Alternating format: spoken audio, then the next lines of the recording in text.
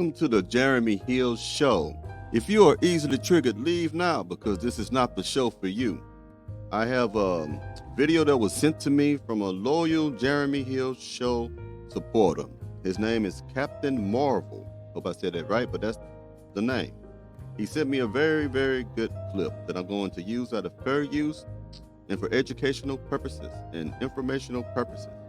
Imagine a woman, you have a woman, and you support her so that she can get her bachelor's, and then she gets her master's, then she get her doctorates, and she keeps putting off having children with you because of that. But when she starts to make a whole lot of money, she starts to put herself around a whole bunch of other women who makes a lot of money, and they tell her, you don't need that man, to the point where she feels that she is better than her husband, divorces her husband. We're going to get into it because I don't want to tell you the whole thing. Let me go ahead and put this on the screen for you. It's very good. Very good. The truth about being alone. I didn't want to tell this story, but per her request, she wanted me to tell it. Brace yourself. This is a hard one. Young lady reached out to me and she said, Joe, can I tell you my story? I want you to share it with me. Share it with your people. I said, yeah. She said, I was diagnosed with cancer. I said, oh, I'm sorry to hear that. She said, no, but let me take you back. She had an amazing man. We was building together in our 20s. He just wanted a child. He put me through school or helped me through school. And I told him, just let me get my bachelor's degree and get my footing and we can start our family. Then it was, let me get my master's degree and then we'll start our family. I kept putting it all. Let me get in this career. Let me get a certain place in my career and then we'll start our family. And she said, Joe, I grind, man. And that man waited for me. He was a good man. Never cheated on me. Good provider. Another example of a woman who places her career over a potential family. She put her career over the desires and the needs of her husband. She put her career over the possibility of raising children when she was still able to do it. Just to say that she can be independent. Let's keep going. He wasn't a college man. He didn't ever go to college, but he was a good dude. A couple of years went by. He was like, okay, I want to have a child. She said, I don't want any kids right now. You got to make more money. You got to make this. You have to do this and do that. And he was like, I'm good where I'm at. So then she told him, you're not on my level. I want a divorce. I need a man on my level. She got a divorce. She went out there and had her hot girl summer. She said, girl was like, girl, go find your man on your level. He wasn't on your level. It's funny how your girlfriends will always co-sign your bad behavior. That is facts. A lot of women allow other women to destroy their households because they do not appreciate what they have. The woman says that she knows that she had a great, amazing man. So amazing to the point where she ditched him because now she gets money, she gets a title, and she has other friends in her ear, putting toxins in her mind about leaving her man. Now, I want to know, did any of these particular women have a man of their own? Most times they don't, or they may be in a bad relationship themselves. It's funny how your boys will always co-sign your bad behavior. They'll always steer you in the direction of destruction. Never trust people like that. She went out there and did it anyway. She said, Joe, I was with this man, that girl, that man, I was doing me, I'm making 6 figures, I'm out here, I took the pill, the pink pill, you know the one. Just like men take the red pill, she took the pink pill. And she said one day she was feeling a certain way. blew it off. She went to a routine mammogram and they found the lump. She had breast cancer. And it hit her. She said she was so much in shock that she thought she was still married. Because she was like, okay, I'm gonna go home, my husband's gonna do this. It didn't dawn on her until she walked into her home that she was alone. So she said the man she had at the time, she told him, he was like, babe, we're gonna do this, we're gonna beat this. So they started treatment. She said 2 treatments in, that joker was gone, Joe. He was like, I can't handle this. Exactly. See, when you think, ladies, that the grass is green on the other side, sometimes it really ain't. You have a man who has proven to you his worth. He's proven to you that he's willing to support you in any endeavor that you set your mind to. He was patient, tolerant, long-suffering, encouraging you to reach your goals. And once you got there, you abandoned him. So the new man that you got, he didn't have that type of history with you. He was with you when you had everything. He was with you when you were on top of the world. This is when this Pookie dude, this other guy, came into the picture.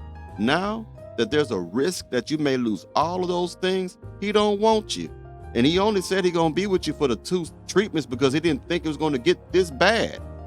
He probably didn't have enough information about the cancer that you had. Just thought maybe, a few chemo treatments, you'd be good. But when he started seeing that, nah, she ain't gonna be around too much longer, I got my own life to live, there's plenty of other women, he left you. But your husband that you divorced would have stayed with you. Since she started getting sick and, she getting weak and she couldn't do certain things. And I asked the question, I said, what happened to your girlfriends? Your girlfriend, she said they fell off. It's funny how reality set in and all this stuff that people say in front of everybody, they don't do it. So she said, because I wasn't having mimosas and lunch and brunching on the weekends anymore. I was sleeping in the bed. I was in treatment. She said, I was so weak, Joe, I had to hire someone to put a bed in my living room to help me. I had a bucket to do my business in because I couldn't make it to the freaking toilet.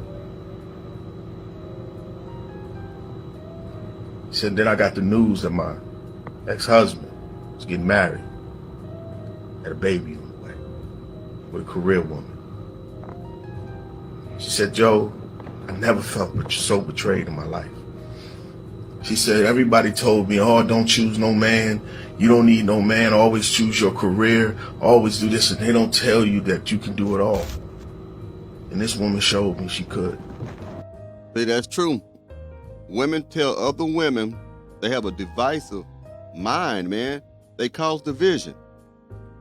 Women tell other women that you can't have a family and a career at the same time. But other ethnic groups realize that you can. There's a lot of women of different cultures, different ethnic groups who are balancing both. But for some reason in the black community, we believe we're going to do one or the other. That we cannot chew gum and walk at the same time. We can't do 2 things at the same time. Women, you have been lied to. You have been lied to from Hollywood pictures to music that you hear and from your damn friends. They always want to tell you that you don't need no man. You can get it yourself. I'm independent. Being independent is not that good of a thing. It's good to be to an extent. If you're a man, that's a great thing. But for a woman, it's not really that big a deal. I mean, you can make money, but just because you can say you independent don't really mean nothing to a man in a way. It means something to you. You're not really supposed to be that independent. You're supposed to be dependent upon men, to be honest with you. This is what it is. She had a career. She had a husband who I know is a good man. And Joe, I said so many lies about that man.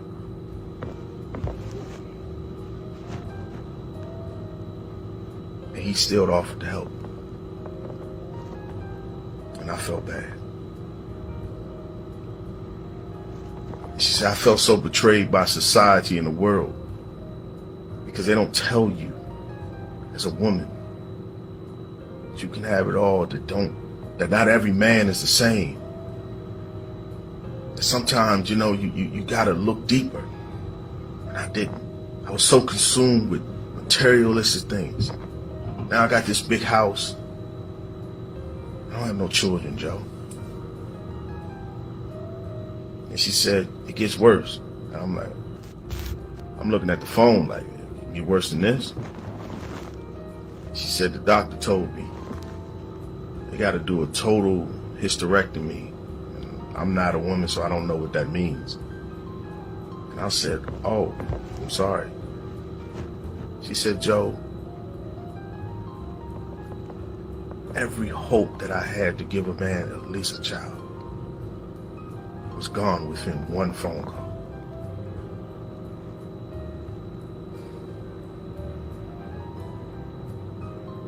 They don't tell you this, man. They don't tell you. They tell you all the fun stuff and everything to get you in the door to stupid city. But they don't tell you when you get in there, there's some bad stuff that can possibly happen. And that goes for men too. Because it's that good woman and it's that good man that's going to be there to help you through those times when something happens, just in case. See, marriage is not about money and cars and all this other stuff. It's about when the chips are down, and when just in case you have built up enough equity and relationship equity that you can help each other. That's what it's about. All the other stuff is fluff. Because if you die, they're going to sell your home. We live in America. They sell your home, and some other family will live in it. You will cease to exist.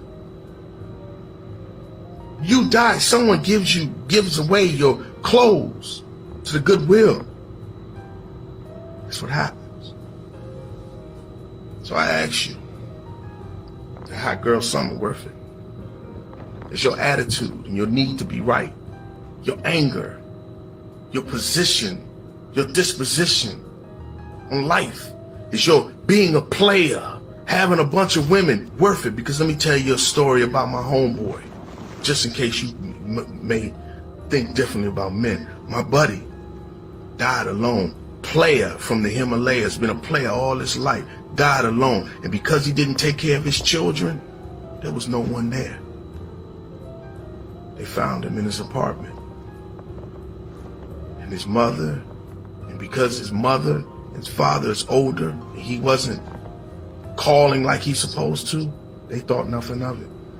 Until his mother got that phone call and says, hey, you Mrs. Williams. Mrs. Williams said, yes, we regret to inform you that we found your son. He was stinking up the apartment. Is it worth it then? I got this relationship stuff wrong. Got it wrong. Thank you, Mr. Captain Marvel, for sending me that. That's the type of stuff I like. Back to what that gentleman said on the video, he's right. Life is not forever, ladies and gentlemen. While we are here, we must make the most out of it. And life is too short to put up with people who do not appreciate you. Life is too short for you to abandon people for materialistic things. People who have proven themselves to you. People who have proven themselves to be reliable, dependable, loving, encouraging, supportive of you. A lot of you cannot handle success. This is why a lot of people are not successful. Because if some people get success in their lives, they will turn their backs on everybody who was there from the beginning. Now, some people you have to let go of, but some people can't. It's like a young man who all of a sudden wins $1 billion. He's going to act a fool because he's not used to it. And a lot of you women out there, once you get these high-paying jobs, in titles, in positions, you're not used to it. You don't know how to deal with it. And you just think you put yourself on a pedestal to where you're untouchable. Now, what he said about the men dying alone, that's true. My uncle had an uncle. I have to be careful about this myself. Excuse me. because I'm somewhat of an introvert sometimes, so I have to make myself sometimes deal with people. My uncle was an introvert. No, he wouldn't deal with nobody. Nobody dealt with him. He had children, didn't have a real good relationship with them. People didn't check. See, when you're like this, which is one of the dangerous things about being introverted like myself, there's pros and cons to it. But one of the major cons is if you don't have people that you reach out to and they reach out to you, if you don't have no strong societal tie to somebody who cares about you, they won't check up on you. They won't text you. They won't call you. If they don't see you, they just think, okay, I haven't seen him this week. Now, my uncle, he was found dead in his trailer. Whatever was wrong with him, I don't know still. But there was blood everywhere. Apparently it was hemorrhaging, blood out his mouth, blood everywhere, all over the floor. He was there for about 2 to 3 weeks before anyone came checking on him, because he is so cut off and so isolated from everybody else because he's a real introvert. He wasn't really a player. I can talk about that too, but when you're be careful about isolating yourself from the world, because we get hurt by so many people out there that we don't trust nobody. We get hurt and traumatized by so many people that we would rather be by ourselves. It has pros and it has cons with that. You have to use your wisdom and judgment on that. Because being by yourself is not how you were really made to be by God. We are sociable people. So when we isolate ourselves from people for too long, we put ourselves in danger. Now, about what he said about the player, that's true. There are men who have died alone because they could never settle down. They had kids, different baby mamas, didn't have a relationship with them, so when they died alone. It's not just the women who die alone in these cases. It's all of us. If we do not use proper judgment and understand what is valuable, we have to be able to differentiate what is BS and what is real. And a lot of us are walking around in fantasy worlds. We don't know what is really real. But some of us do. Well, anyway, before I go any further than that, man, I have a live stream today at 5:15 Central Standard Time. Again, live stream today at 5:15 Central Standard Time. And the subject is going to be about knowing when to walk away. And that means that can be applied to a whole lot of different things that I'm going to talk about. Knowing when to walk away. We all need that, I believe. So on Sundays, I give my insights, my wisdom, and my philosophies on Sundays when it comes to live stream. And I'll be doing probably some live streams through the week, but that's probably going to be just live reaction videos. So anyway, and you always say you want a solution. I give you solutions on Sunday. So if you want solutions, you tune in on Sunday. Anyway, y'all have a good one. Hope you enjoyed. Let me know what you think about this in the comments.